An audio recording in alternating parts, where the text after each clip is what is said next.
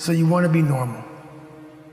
So you just want to be like everybody else that roams the world, not knowing the power that's in them, being fine with being mediocre.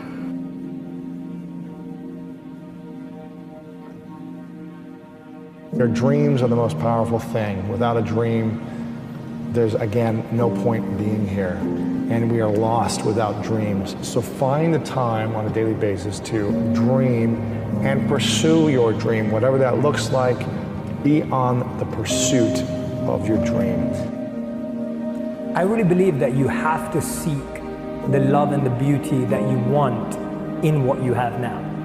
Because that way you're training yourself to extract meaning right now, which means in the short term, if you can fill that role with meaning and your true passion and what's coming from you, then that's going to lead you to discovering the power of it.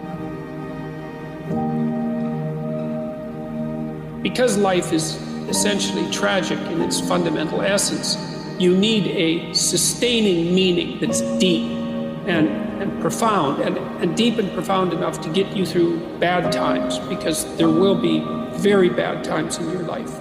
There'll be death, and there'll be illness, and there'll be disappointment of all sorts.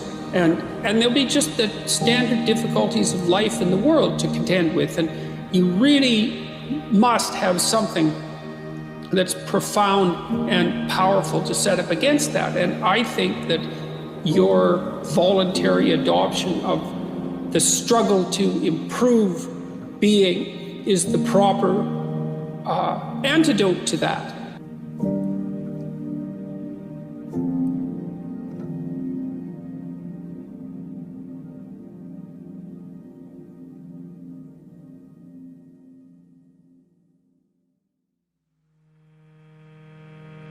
Have to understand the fundamental truth of this life. You can always make a different decision, which will lead to a different outcome. Success is not how much money or how much power you have. Success is how well do you do what you do when no one else is looking and keep on doing it. Successful people do all the things unsuccessful people don't want to do. So you've got to be realistically humble. You've got to be ambitious enough in your goals so that you're pursuing something that you regard as truly meaningful and worthwhile. So you want your goals to be of sufficient nobility so that you can live with yourself properly if you're pursuing them, but you want them to be small enough so that you have a reasonable probability of implementing them. Life outside of that one area, most of us are worried about suffering. We're afraid of it. When we're suffering and sacrificing, we wonder whether it's worth it. We wonder whether we're supposed to. We wonder whether sacrifice or setbacks or suffering is a sign it's not our real dream, don't we? And your body is a metaphor for the rest of your life, but the rest of our life, every time we sweat, every time we sacrifice, every time we suffer, we don't do what we do at the gym. We start saying, well, wait a minute, maybe I'm not supposed to be doing this. Maybe I'm not cut out. Maybe it's not my destiny. Maybe I just can't do it.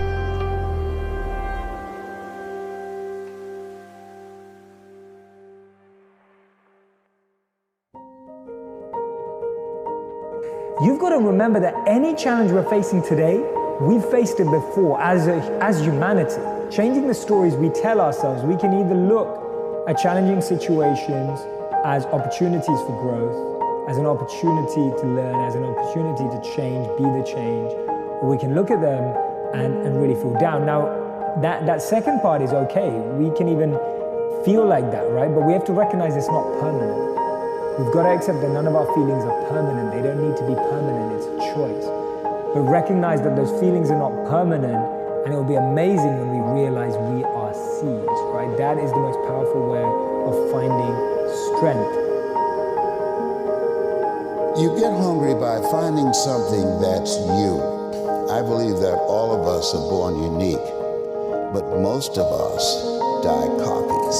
And so the key to that hunger-driven life is a heart-centered life. I didn't do what I'm doing for years because of my programming, because of the culture in which I was raised in. That you have to work on yourself, and you have to have an unstoppable attitude, and no excuse is acceptable, and you've got to to make it a priority, a non-negotiable in your life, and hold a constant vision of what it is you want to achieve. See it accomplished and go all out. Find a way to win.